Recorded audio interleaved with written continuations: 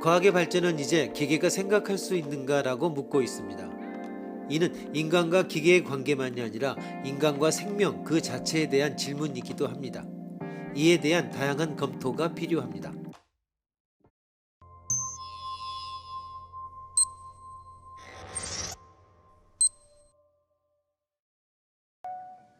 악어가 아이를 가로채 먹으려 하고 있다.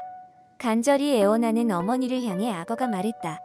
내가 지금부터 무엇을 할까를 맞추면 이 아이를 무사히 돌려주지. 맞추지 못하면 잡아먹어버린다.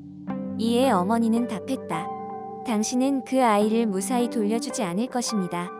악어는 아이를 잡아먹으려고 입을 열었지만 먹으면 이 어머니의 답이 맞기 때문에 돌려주지 않으면 안 된다. 그런데 먹는 것을 그만두고 입을 다물어 버리면 먹지 않고 돌려줄 거라는 답이 빗나갔기 때문에 잡아먹으면 되지만 다시 잡아먹으려고 하면 먹으면 어머니의 답이 맞는 것이 되는데 잡아먹을 수도 그만둘 수도 없어 악어는 영원히 뻐끔뻐끔 열었다 닫았다 할 수밖에 없다는 것이 악어의 딜레마의 일반적 설명이다. 정말로 악어는 아이를 잡아먹을 수도 없고 돌려줄 수도 없는 것일까?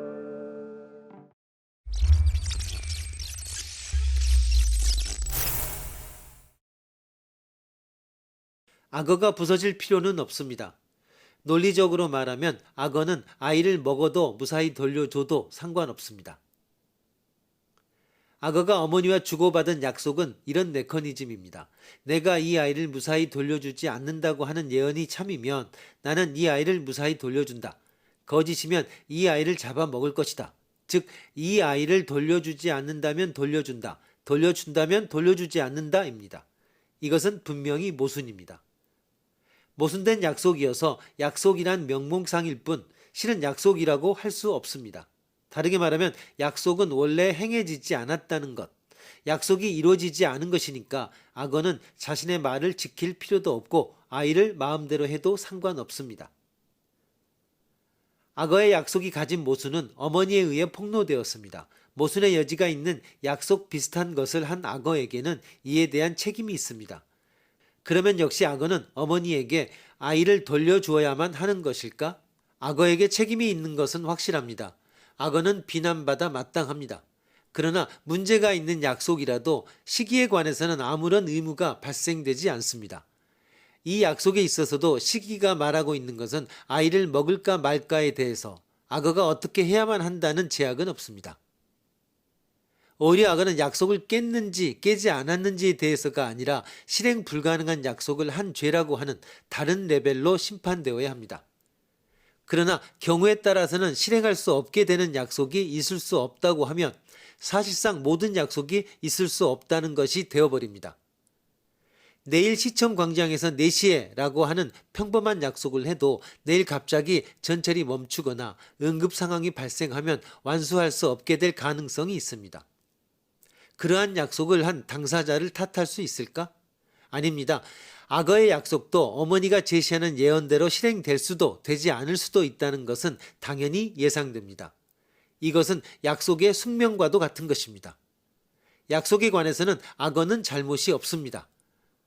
오히려 약속을 무효화하는 예언을 해 상대의 계약 의사를 파괴한 어머니에게 책임이 있고 논리적으로는 악어의 책임이라는 죄조차 성립하지 않습니다.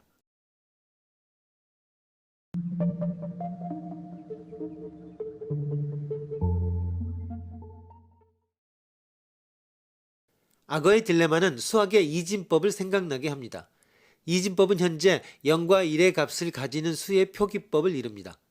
이는 또한 현대 컴퓨터의 작동의 기본 데이터 처리 단위인 비트의 또 다른 이름이기도 합니다. 이진수 체계는 다양한 또 다른 현상들에 대응될 수가 있습니다. 0은 불이 꺼짐, 1은 켜짐, 0 여자, 1 남자, 0은 O, 1은 X, 0은 NO, 1은 yes, 0 없습니다. 1 있습니다. 0 작습니다. 1 큽니다.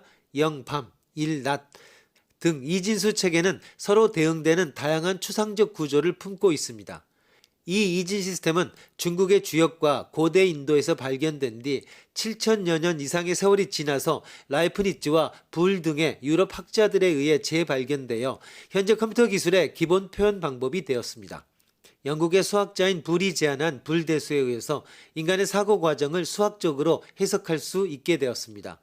불대수의 놀라운 창의성은 전통적인 대수학이 수의 세계 속에 갇혀 있던 상상력을 과감히 뛰어넘어 사고의 법칙으로까지 그 영역을 확장하였다는 것입니다.